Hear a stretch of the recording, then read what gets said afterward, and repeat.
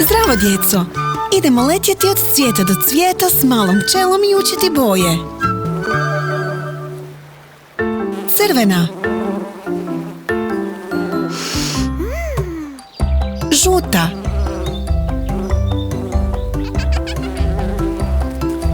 plava,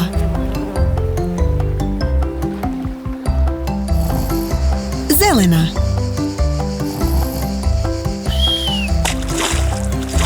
narančasta,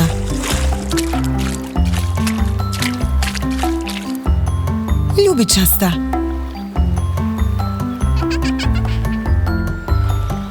bijela,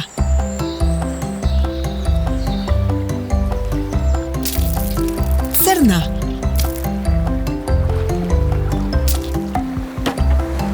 roza,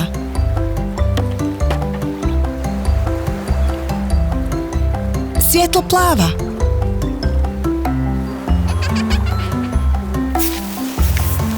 smeđa,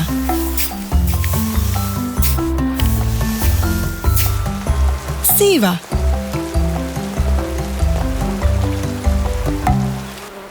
sada kada smo naučili sve boje, idemo ih ponoviti. Crvena,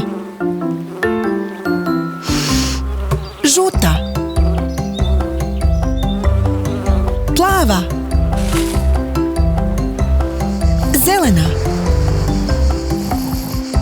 narančasta, ljubičasta, bijela, crna, roza, svjetlo plava, smeđa, siva. Vrijeme je za spavanje, mala pčelo. Laku noć i slatki snovi.